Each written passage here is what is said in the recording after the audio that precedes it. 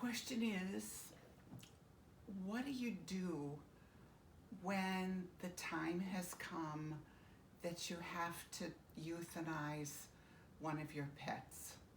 Puppy, kitty, duck, rabbit, whatever.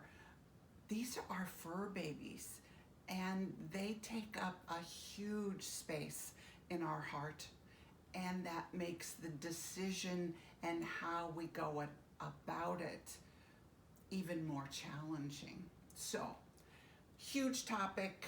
I'm just going to hit some high points, some things for you to think about. One is we're going to discount an emergency, that you are in the vets and something has happened and you've had no preparation, and the vet says we can't fix your fur baby. With that, as your heart is screaming, I said I was going to discount, but I'm not. I'm going to keep talking.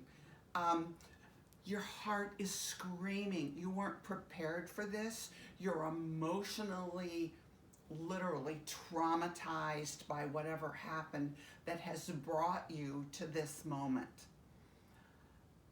Take a deep breath, and you need to say goodbye. You need that few moments of putting your hand on your fur baby and in your heart or out loud, say goodbye. It's traumatic, but you need to do that.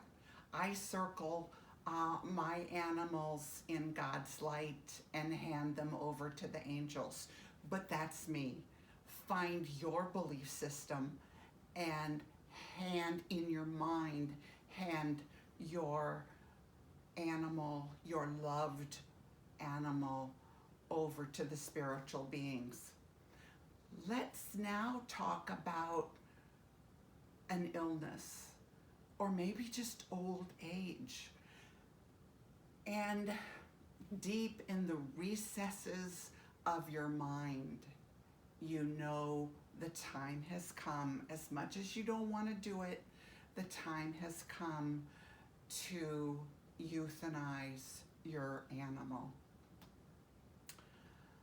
Before you ever call the vet, and I have to say before I forget that in a lot of cities, the vet will come to you and will come to your home, which is much more comforting and supportive than having to take your animal to the vet. So you can check that out also. But before you ever move forward, take your time at home and hold your animal if they will let you, and talk to them. Tell them how much they mean to you, how much they've touched your life. Say to your precious animal everything that you would say if this were a human being that you're saying goodbye. Because most of us have the same relationship with our animals that we do with people. In fact, sometimes we're closer to our animal than we are to our fellow humans. So before you do euthanize, take that time and say goodbye.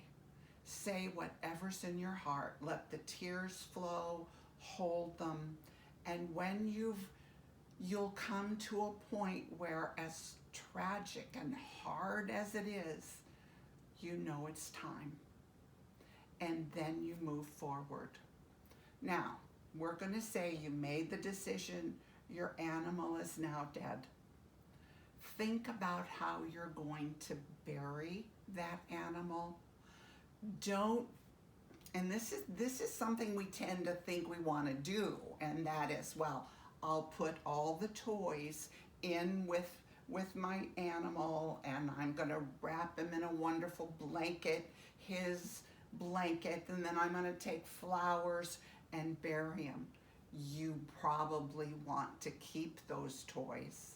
You want to keep that blanket because that is going to give you comfort, and your precious little animal doesn't really need that anymore. So I want you to hold on to the toys, the special blanket. At some point, you'll know you can let go of those. And when you do, take him to your animal shelter and let some other puppy or kitten or bird or whatever enjoy those toys. Just like I recommend for people, I'm going to recommend that when this is all over, you sit down quietly in your special place at home and write out your feelings and your love, everything that you want to say that's in your heart about your special animal. Write it down on paper.